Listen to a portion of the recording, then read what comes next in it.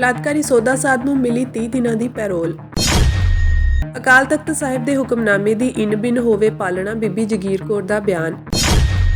64 ਦਿਨਾਂ ਤੋਂ ਮਰਨ ਵਰਤੇ ਬੈਠੇ ਡੱਲੇਵਾਲ ਦਾ ਕਿਸਾਨਾਂ ਨੂੰ ਸੰਦੇਸ਼। ਬਲਾਤਕਾਰੀ ਸੋਦਾ ਸਾਧ ਨੂੰ ਹਰਿਆਣਾ ਅਤੇ ਦਿੱਲੀ ਵਿਧਾਨ ਸਭਾ ਚੋਣਾਂ ਵਿੱਚ ਹੋਣ ਵਾਲੀਆਂ ਨਗਰ ਨਿਗਮ ਚੋਣਾਂ ਤੋਂ ਪਹਿਲਾਂ 30 ਦਿਨਾਂ ਦੀ ਪੈਰੋਲ ਮਿਲ ਗਈ ਹੈ। ਉਹ ਮੰਗਲਵਾਰ ਯਾਨੀ ਕਿ ਅੱਜ ਸਵੇਰੇ 6 ਵਜੇ ਰੋਹਤਕ ਦੀ ਸੁਨਾਰੀਆ ਜੇਲ੍ਹ ਤੋਂ ਬਾਹਰ ਆਇਆ। 2017 ਵਿੱਚ ਸੋਦਾ ਸਾਧ ਨੂੰ ਨੰਨਾ ਦੇ ਜਿਨਸੀ ਸ਼ੋਸ਼ਣ ਅਤੇ ਕਤਲ ਦੇ ਮਾਮਲੇ ਵਿੱਚ ਦੋਸ਼ੀ ਠਹਿਰਾਏ ਜਾਣ ਤੋਂ ਬਾਅਦ 12ਵੀਂ ਵਾਰ ਜੇਲ੍ਹ ਤੋਂ ਰਿਹਾ ਕੀਤਾ ਗਿਆ ਸੀ। ਇਸ ਤੋਂ ਪਹਿਲਾਂ ਉਹ 11 ਵਾਰ ਉੱਤਰ ਪ੍ਰਦੇਸ਼ ਦੇ ਬਰਨਵਾ ਆਸ਼ਰਮ ਵਿੱਚ ਠਹਿਰਿਆ ਸੀ, ਪਰ ਇਸ ਵਾਰ ਉਸ ਨੂੰ ਸਿਰਸਾ ਡੇਰੇ ਵਿੱਚ ਰਹਿਣ ਦੀ ਇਜਾਜ਼ਤ ਮਿਲ ਗਈ ਹੈ। ਦਿੱਲੀ ਵਿੱਚ ਵਿਧਾਨ ਸਭਾ ਚੋਣਾਂ ਲਈ VOTING 5 ਫਰਵਰੀ ਨੂੰ ਹੋਵੇਗੀ, ਨਤੀਜਾ 8 ਫਰਵਰੀ ਨੂੰ ਆਵੇਗਾ। ਇਸ ਤੋਂ ਬਾਅਦ ਮਾਰਚ ਦੇ ਪਹਿਲੇ ਹਫ਼ਤੇ ਹਰਿਆਣਾ ਵਿੱਚ 8 ਨਗਰ ਨਿਗਮਾਂ ਅਤੇ 32 ਕੌਂਸਲਾਂ ਵਿੱਚ ਚੋਣਾਂ ਹੋ ਸਕਦੀਆਂ ਹਨ। ਦੂਜੇ ਪਾਸੇ ਸ਼੍ਰੋਮਣੀ ਗੁਰਦੁਆਰਾ ਪ੍ਰਬੰਧਕ ਕਮੇਟੀ ਨੇ ਸੋਦਾ ਸਾਧ ਦੀ ਇਸ ਪੈਰੋਲ ਦਾ ਵਿਰੋਧ ਕੀਤਾ ਹੈ। ਰਾਮ ਰਹੀਮ ਜਿਹੜਾ ਕਿ ਇੱਕ ਚਰਚਿਤ ਨਾਂ ਹੈ ਤੇ ਖਾਸ ਤੌਰ ਦੇ ਉੱਤੇ ਇਸ ਗੱਲ ਦਾ ਵੱਡਾ ਦੋਸ਼ ਹੈ ਕਿ ਗੁਰੂ ਸਾਹਿਬਾਨ ਦਾ ਸਵਾਂਗ ਰਚਣ ਦਾ ਮੁੱਦਾ, ਸਿੱਖਾਂ ਨੂੰ ਚੁਣੌਤੀ ਦੇਣ ਦਾ ਮੁੱਦਾ ਤੇ ਪਿਛਲੇ ਦਿਨੀ ਉਸ ਡੇਰੇ ਦਾ ਇੱਕ ਅਹਿਮ ਆਗੂ ਜਿਹੜਾ ਪ੍ਰਦੀਪ ਕਲੇਰ, ਉਹਦੀ ਅਦਾਲਤ ਦੇ ਅੰਦਰ ਇਸ ਗੱਲ ਦੀ ਬਿਆਨਬਾਜ਼ੀ ਕਿ ਗੁਰੂ ਗ੍ਰੰਥ ਸਾਹਿਬ ਜੀ ਦੀ ਬੇਅਦਬੀ ਦੇ ਮਾਮਲੇ ਦੇ ਵਿੱਚ ਆਰਡਰ ਜਿਹੜਾ ਹੁਕਮ ਜਿਹੜਾ ਉਹ ਰਾਮ ਰਹੀਮ ਵੱਲੋਂ ਤੇ ਉਹਦੀ ਜਿਹੜੀ ਮੂੰਹ ਬੋਲੀ ਹਨੀਪ੍ਰੀਤ ਵੱਲੋਂ ਦਿੱਤਾ ਗਿਆ। ਸੋ ਉਸ ਕਰਕੇ ਅੱਜ ਦੀ ਤਰੀਕ ਤੱਕ ਸਿੱਖਾਂ ਦੇ ਲਈ ਬਹੁਤ ਵੱਡੀ ਇੱਕ ਚੁਣੌਤੀ ਆ। ਪਰ ਦੂਸਰੇ ਪਾਸੇ ਜੇ ਦੇਖਿਆ ਜਾਵੇ, ਜਿਹੜੀ ਉਸ ਦੇ ਉੱਤੇ ਬਲਾਤਕਾਰ ਦੇ ਤੇ ਕਤਲ ਦੇ ਕੇਸ ਨੇ, ਉਹਨਾਂ ਦੇ ਤਹਿਤ ਦੇਸ਼ ਦੀ ਅਦਾਲਤ ਨੇ ਉਸ ਨੂੰ 20 ਸਾਲ ਦੀ ਸਜ਼ਾ ਸੁਣਾਈ ਆ। 7.5 ਸਾਲ ਹੋ ਗਏ ਉਹਨੂੰ ਸਜ਼ਾ ਸੁਣਾਈ ਨੂੰ। ਜਿਸ ਦਿਨ ਸਜ਼ਾ ਸੁਣਾਈ ਗਈ ਉਸ ਦਿਨ ਬਹੁਤ ਵੱਡਾ ਇੱਕ ਤਾਂਡਵ ਹੋਇਆ, ਲੋਕ ਮਾਰੇ ਗਏ, ਲੋਕਾਂ ਦੀ ਪ੍ਰਾਪਰਟੀ ਜਿਹੜੀ ਆ ਜਲਾ ਦਿੱਤੀ ਗਈ, ਸਰਕਾਰੀ ਪ੍ਰਾਪਰਟੀ ਜਲਾ ਦਿੱਤੀ ਗਈ ਤੇ ਜਿਹੜੇ ਸਾਡਾ ਪ੍ਰੈਸ ਮੀਡੀਆ ਸੀ ਉਹਨਾਂ ਦੀਆਂ ਗੱਡੀਆਂ ਸਾੜ ਦਿੱਤੀਆਂ ਗਈਆਂ। ਇਹ ਉਸ ਦਿਨ ਦਾ ਹਸ਼ਰ ਤੇ ਤਸਵੀਰ ਸੀ।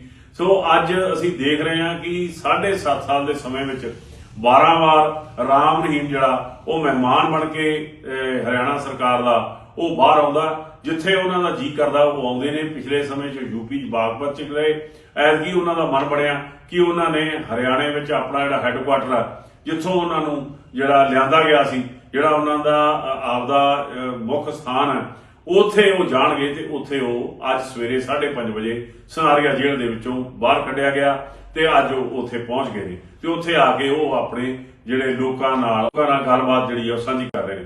ਸੋ ਇਹ ਗੱਲ ਮੈਂ ਦੇਖ ਰਿਹਾ ਕਿ ਹਰ ਤੀਜੇ ਚੌਥੇ ਮਹੀਨੇ ਸਿੱਖਾਂ ਦੇ ਜਿਹੜੇ ਅੱਲੇ ਜ਼ਖਮਾਂ ਨੂੰ ਚਿੜਿਆ ਜਾਂਦਾ, ਦੱਸਿਆ ਜਾਂਦਾ ਕਿ ਸਿੱਖਾਂ ਵਾਸਤੇ ਜਿਹੜਾ ਕਾਨੂੰਨ ਆ ਵੱਖਰਾ, ਸਿੱਖਾਂ ਦਾ ਦੋਸ਼ੀ ਜਿਹੜਾ ਉਹ ਵਾਰ-ਵਾਰ ਪੈਰੋਲ ਤੇ ਰਿਹਾ ਹੁੰਦਾ, ਪਰ ਜਿਹੜੇ ਸਿੱਖ ਆ ਜਿਨ੍ਹਾਂ ਨੇ ਆਪਣੇ ਧਰਮ ਲਈ ਤੇ ਸੰਘਰਸ਼ ਲਈ ਲੜਾਈ ਲੜੀ, ਉਹ ਅੱਜ ਆਪਣੀਆਂ ਸਜ਼ਾਵਾਂ ਜਿਹੜੀਆਂ ਦੁੱਗਣੀਆਂ ਤੇ 2.5 ਗੁਣਾ ਭੁਗਤ ਰਹੇ ਨੇ।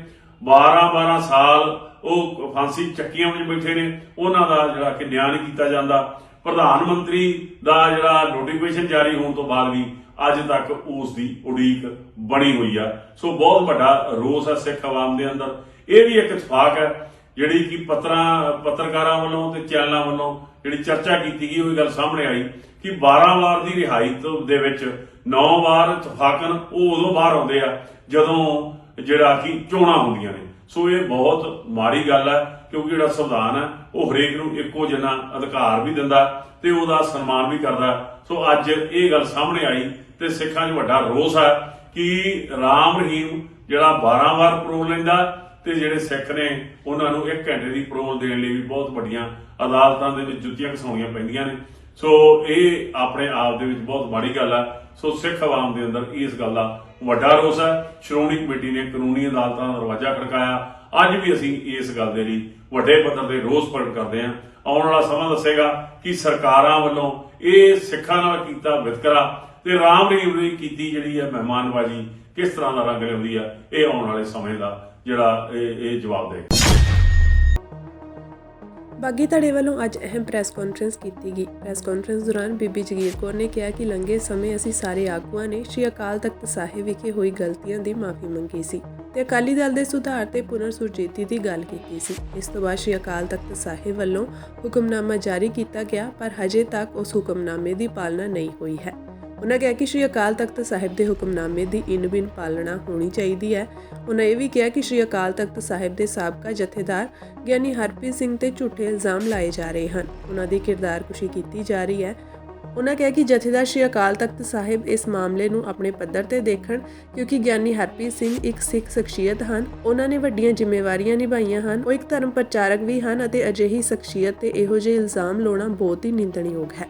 ਸ਼੍ਰੀ ਅਕਾਲ ਤਖਤ ਸਾਹਿਬ ਜੀ ਦੇ ਹੁਕਮਨਾਮਾ ਜਿਸ ਦਿਨ 2 ਦਸੰਬਰ ਨੂੰ ਸੁਣਾਇਆ ਗਿਆ ਸੀ, ਦੁਨੀਆ ਭਰ ਦੇ ਲੋਕਾਂ ਵਿੱਚ ਇੱਕ ਸੁਨੇਹਾ ਗਿਆ ਸੀ ਕਿ ਸੱਚਮੁੱਚ ਹੀ ਸ਼੍ਰੀ ਗੁਰੂ ਹਰਗੋਬਿੰਦ ਸਾਹਿਬ ਜੀ ਦੇ ਤਖਤ ਜਿਸ ਮਕਸਦ ਵਾਸਤੇ ਸਾਜਿਆ ਸੀ, ਜਿਹੜਾ ਕਿ ਲੋਕਾਂ ਦੇ ਵਿੱਚ ਇੱਕ ਸ਼ਕਤੀਸ਼ਾਲੀ ਪ੍ਰਭਾਵ ਦਿੰਦਾ ਕਿ ਪੰਜ ਪ੍ਰਧਾਨੀ ਪ੍ਰਣਾਲੀ ਅਨੁਸਾਰ ਜਦੋਂ ਕਿਤੇ ਸਿੱਖ ਕੌਮ ਦੇ ਭੀੜ ਬਣੇ, ਜਦੋਂ ਕੋਈ ਸਿੱਖ ਕੌਮ ਦੀ ਮਰਿਆਦਾ ਨੂੰ ਢਾਹ ਲੱਗੇ, ਜਦੋਂ ਕਿਤੇ ਸਿੱਖ ਕੌਮ 'ਚ ਦੁਬਿਧਾ ਪੈਦਾ ਹੋਵੇ, ਉਹਨੂੰ ਖਤਮ ਕਰਨ ਵਾਸਤੇ, ਉਹਨੂੰ ਨਿਬੇੜਨ ਵਾਸਤੇ, ਉਹਨੂੰ ਠੀਕ ਕਰਨ ਵਾਸਤੇ ਪੰਜ ਪ੍ਰਧਾਨੀ ਪ੍ਰਣਾਲੀ ਅਨੁਸਾਰ ਉੱਥੇ ਬੈਠ ਕੇ ਗੁਰਮਤਾ ਕੀਤਾ ਜਾਂਦਾ ਤੇ ਗੁਰਮਤੇ ਅਨੁਸਾਰ ਸਿੱਖ ਕੌਮ ਨੇ ਉਸ ਤੇ ਪਹਿਰੇਦਾਰੀ ਕਰਨੀ ਹੁੰਦੀ।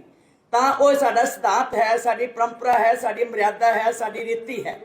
ਇਹ ਸਾਰੀਆਂ ਜਿਹੜੀਆਂ ਅੱਜ ਲੋਕਾਂ ਦੇ ਵਿੱਚ ਗੱਲ ਗਈ, ਬਾਕੀ ਧਰਮਾਂ ਦੇ ਲੋਕ ਵੀ ਸੋਚਣ ਲਈ ਮਜਬੂਰ ਹੋ ਗਏ ਕਿ ਤੇ ਸਾਡੇ ਕੋਲ ਵੀ ਇਸ ਤਰ੍ਹਾਂ ਦੀ ਤਾਕਤ ਹੋਵੇ ਜਿਹੜੀ ਅਸੀਂ ਸਾਰੀ ਕੌਮ ਨੂੰ ਸੁਨੇਹਾ ਦੇ ਸਕੀਏ। ਪਰ ਅਫਸੋਸ ਹੈ ਕਿ ਸਾਡੇ ਹੀ ਜਿਹੜੇ ਸ਼੍ਰੋਮਣੀ ਅਕਾਲੀ ਦਲ ਜਿਨ੍ਹਾਂ ਨੇ ਵਾਰਡ ਬਣ ਕੇ ਖਲੋਣਾ ਸੀ, ਜਿਨ੍ਹਾਂ ਵਾਸਤੇ ਇਹ ਸ਼੍ਰੀ ਅਕਾਲ ਤਖਤ ਸਾਹਿਬ ਦੇ ਤੋਂ ਇਹ ਪਾਰਟੀ ਸਿਰਜੀ ਗਈ ਸੀ, ਇਹ ਸਥਾਪਿਤ ਕੀਤੀ ਗਈ ਸੀ ਕਿ ਇਹਨਾਂ ਨੇ ਸ਼੍ਰੋਮਣੀ ਗੁਰਦੁਆਰਾ ਪ੍ਰਬੰਧਕ ਕਮੇਟੀ ਦੇ ਕੰਮਾਂ ਵਿੱਚ ਅਤੇ ਸ਼੍ਰੀ ਅਕਾਲ ਤਖਤ ਸਾਹਿਬ ਜੀ ਦੇ ਰਹਿਤ ਮਰਿਆਦਾ ਵਿੱਚ ਜਾਂ ਬਾਕੀ ਸਾਰੇ ਸਿਧਾਂਤਾਂ ਵਿੱਚ ਬਾਹਰ ਪ੍ਰਚਾਰ ਕਰਕੇ ਵਾਰਡ ਬਣ ਕੇ ਖੜੇ ਹੋਣਾ। ਅੱਜ ਉਹਨਾਂ ਨੇ ਹੀ ਸਾਰਾ ਕੁਝ ਵਾਰਡ ਜਦੋਂ ਖੇਤ ਨੂੰ ਖਾਣ ਲੱਗ ਜਾਵੇ ਤੇ ਉਹ ਸਿਧਾਂਤਾਂ ਦਾ ਜਿਹੜਾ ਲੀਰੋ ਲੀਰ ਹੋਣਾ ਜਾਂ ਕਤਲ ਹੋਣਾ ਇਹ ਸੁਭਾਵਿਕ ਹੈ। ਅੱਜ ਦੁੱਖ ਹੈ ਇਸ ਗੱਲ ਦਾ ਕਿ ਇੱਕ ਵਾਰ ਨਹੀਂ, 2 ਵਾਰ ਨਹੀਂ, ਫਿਰ 6 ਜਨਵਰੀ ਨੂੰ ਜਥੇਦਾਰ ਸ਼੍ਰੀ ਅਕਾਲ ਤਖਤ ਸਾਹਿਬ ਨੇ ਫਿਰ ਦੁਹਰਾਇਆ। ਜਦੋਂ ਸਾਡੇ ਜਥੇਦਾਰ ਸਾਹਿਬਾਨ ਉੱਥੇ ਪਹੁੰਚੇ, ਇਹਨਾਂ ਨੇ ਜਾ ਕੇ ਬੇਨਤੀ ਕੀਤੀ, ਫਿਰ ਉਹਨਾਂ ਨੇ ਦੁਹਰਾਇਆ ਕਿ 7 ਮੈਂਬਰੀ ਕਮੇਟੀ ਬਿਲਕੁਲ ਸਟੈਂਡ ਕਰਦੀ ਹੈ, ਉਸੇ ਤਰ੍ਹਾਂ ਨਿਗਰਾਨ ਕਮੇਟੀ ਬਣ ਕੇ ਕੰਮ ਕਰੇਗੀ। ਪਰ ਉਹਨਾਂ ਦੀ ਸਿਹਤ ਤੇ ਕੋਈ ਅਸਰ ਨਹੀਂ ਔਰ ਬਿਨਾਂ ਹੁਕਮ ਮੰਨੇ ਤੋਂ ਉਹਨਾਂ ਨੇ ਆਪਣੀ ਭਰਤੀ ਸ਼ੁਰੂ ਕਰ ਦਿੱਤੀ। ਗੱਲ ਭਰਤੀ ਦੀ ਨਹੀਂ ਹੈ, ਜੇ ਦੇਖਿਆ ਜਾਵੇ ਗੱਲ ਸ਼੍ਰੋਮਣੀ ਅਕਾਲੀ ਦੀ ਪੁਨਰ ਸੁਰਜੀਤੀ ਦੀ ਹੈ, ਕਿਉਂਕਿ ਉਸ ਵੇਲੇ ਜਿਹੜੀ 7 ਮੈਂਬਰੀ ਕਮੇਟੀ ਇਸ ਲਈ ਬਣਾਈ ਸੀ ਕਿ ਸਾਰੇ ਇਕੱਠੇ ਹੋ ਕੇ ਭਰਤੀ ਕਰੋ ਤੇ ਪੁਨਰ ਸੁਰਜੀਤੀ ਹੋਵੇ, ਸ਼੍ਰੋਮਣੀ ਅਕਾਲੀ ਦਲ ਤਕੜਾ ਹੋਵੇ, ਮਜ਼ਬੂਤ ਹੋਵੇ।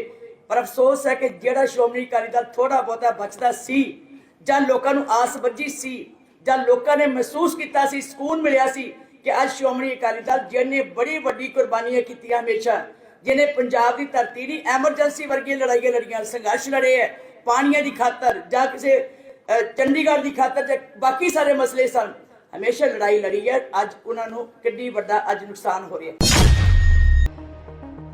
ਪਿਛਲੇ 64 ਦਿਨਾਂ ਤੋਂ ਮਨਵਰ ਤੇ ਬੈਠੇ ਕਿਸਾਨ ਆਗੂ ਜਗਜੀਤ ਸਿੰਘ ਡੱਲੇਵਾਲ ਨੇ ਸੰਦੇਸ਼ ਦਿੰਦਿਆਂ ਕਿਹਾ ਕਿ ਮੇਰੇ ਸਾਰੇ ਸਾਥੀ ਕਿਸਾਨਾਂ, ਦੋਸਤਾਂ ਅਤੇ ਦੋਵਾਂ ਫੋਰਮਾਂ ਨੇ ਮੈਨੂੰ ਡਾਕਟਰੀ ਸਹਾਇਤਾ ਲੈਣ ਦੀ ਸਲਾਹ ਦਿੱਤੀ। ਫਿਰ ਮੈਂ ਡਾਕਟਰੀ ਸਹਾਇਤਾ ਲਈ ਹੈ, ਪਰ ਮੇਰਾ ਵਰਤ ਅਜੇ ਵੀ ਜਾਰੀ ਹੈ। ਮੈਂ ਆਪਣਾ ਵਰਤ ਉਦੋਂ ਤੱਕ ਜਾਰੀ ਰੱਖਾਂਗਾ ਜਦੋਂ ਤੱਕ ਸਰਕਾਰ ਸਾਡੀਆਂ ਮੰਗਾਂ ਪੂਰੀਆਂ ਨਹੀਂ ਕਰਦੀ। जो देश की एक भावना थी कि एमएसपी गारंटी कानून मिलना चाहिए,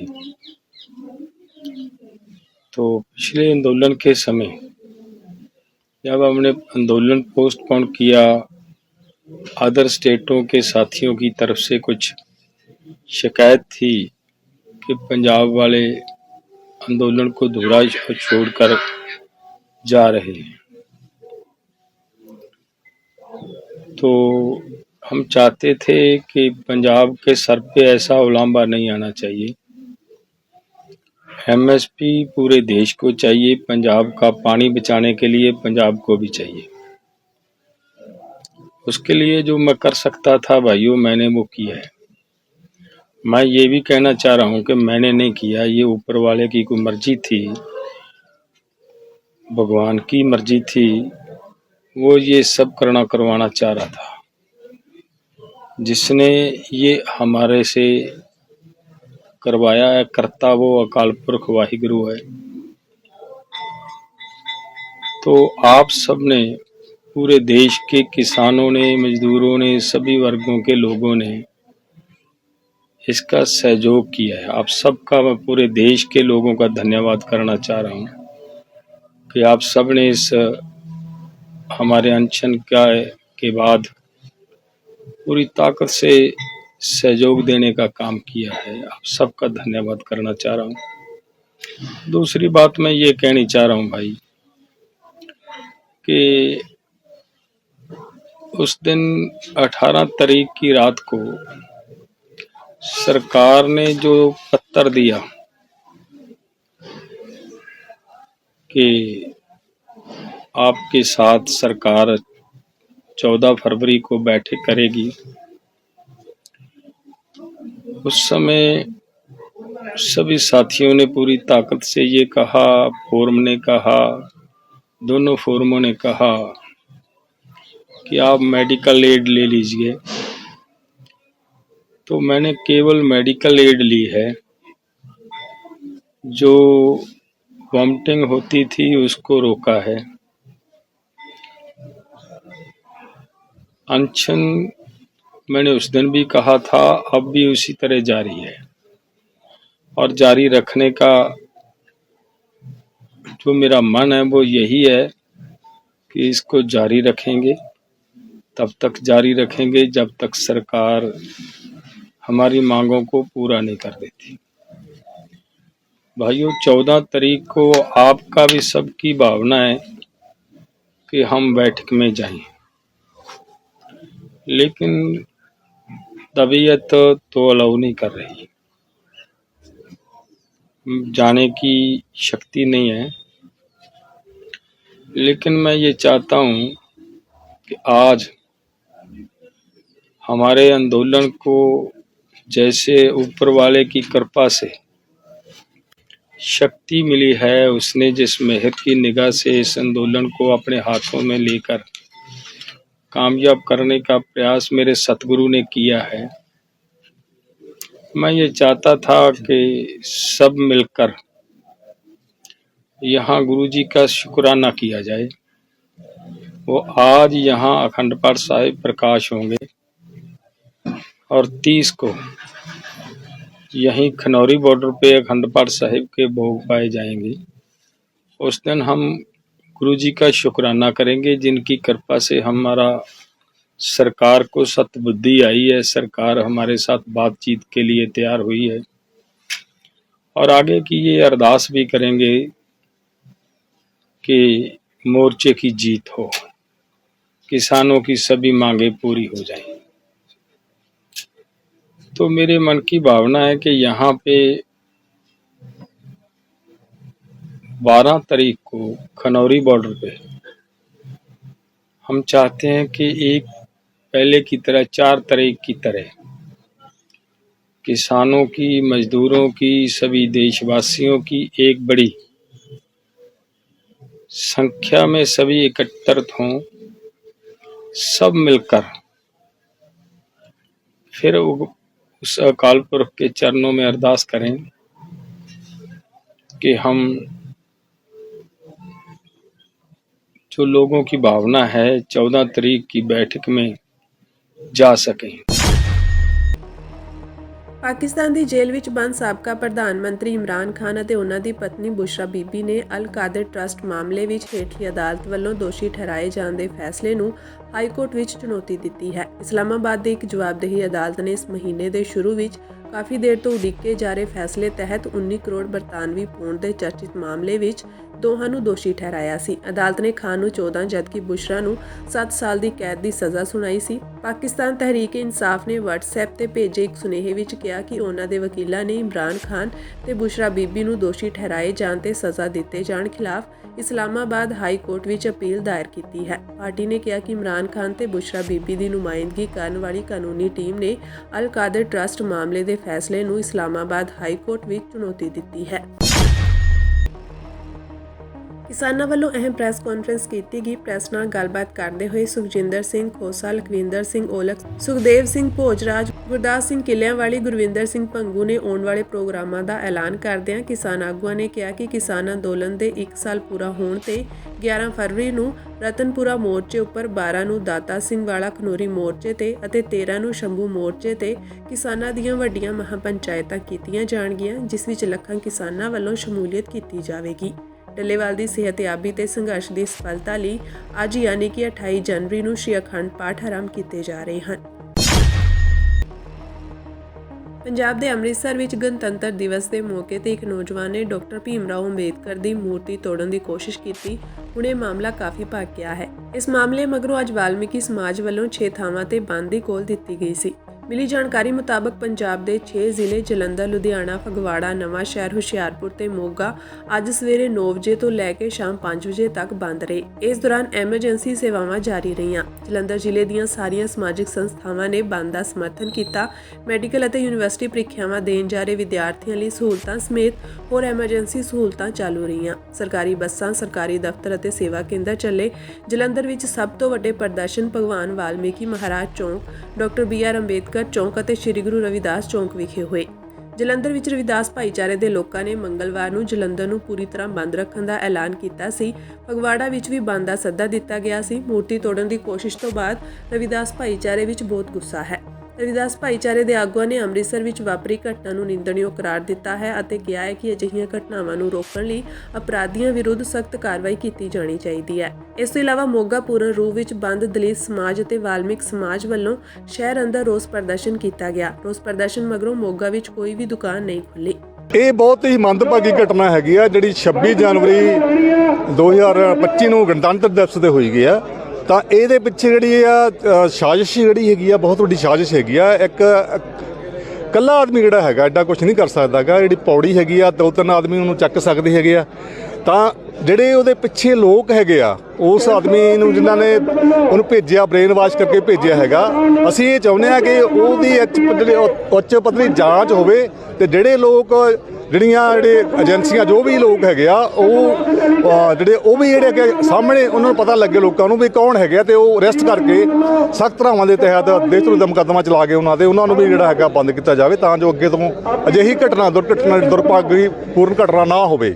ਸਾਰੀਆਂ ਜਿਹੜੀਆਂ ਮੋਗੇ ਦੀਆਂ ਜਥੇਬੰਦੀਆਂ ਹੈਗੀਆਂ ਜਿਹਦੇ ਵਿੱਚ ਸੀਵਰੇਜ ਸਫਾਈ ਯੂਨੀਅਨ ਹੈਗੀ ਆ, ਉਹਦੇ ਵਿੱਚ ਕ੍ਰਾਂਤੀਕਾਰੀ ਲੋਕ ਦਲ ਹੈਗਾ, ਭਾਵਾਤਸ ਹੈਗੀ ਆ, ਔਰ ਜਿੰਨੀਆਂ ਵੀ ਹੋਰ ਮਜ਼ਦੂਰ ਜਥੇਬੰਦੀਆਂ ਹੈਗੀਆਂ, ਗੱਲਾਂ ਮਜ਼ਦੂਰੀਆਂ ਨਾਲ ਸਾਰੀਆਂ ਜਥੇਬੰਦੀਆਂ ਜਿਹੜੀ ਲਗਭਗ ਸਾਰੀਆਂ ਇਹਦੇ ਵਿੱਚ ਸ਼ਾਮਲ ਹੈਗੀਆਂ। ਉਹ ਸਾਰੀਆਂ ਪੂਰਾ ਸਾਥ ਦੇ ਰਹੀਆਂ ਹੈਗੀਆਂ ਤੇ ਜਿਹੜਾ ਮੋਗਾ ਹੈਗਾ ਮੁਕੰਮਲ ਬੰਦ ਰਹੇਗਾ। ਕੋਈ ਜਿਹੜੀ ਐਮਰਜੈਂਸੀ ਦੇ ਸੇਵਾਵਾਂ ਉਹ ਰਹਿਣਗੀਆਂ। ਕੋਈ ਐਂਬੂਲੈਂਸ ਹੈਗਾ ਜਾਂ ਬੱਚੇ ਪੜ੍ਹਨ ਵਾਲੇ ਬੱਚੇ ਆ ਉਹਨਾਂ ਦੀ ਬੱਸਾਂ ਹੈਗੀਆਂ, ਜਾਂ ਜਿਹੜੇ ਹਸਪਤਾਲ ਹੈਗੇ ਆ, ਦੁਕਾਨਾਂ ਹੈਗੀਆਂ, ਕਮੈਸ ਦੀਆਂ, ਪੈਟਰੋਲ ਪੰਪ ਉਹ ਖੁੱਲ੍ਹੇ ਰਹਿਣਗੇ। ਬਾਕੀ ਜਿਹੜੀਆਂ ਸਾਰੀਆਂ ਕੁਛ ਉਹ ਬੰਦ ਰਹੇਗਾ।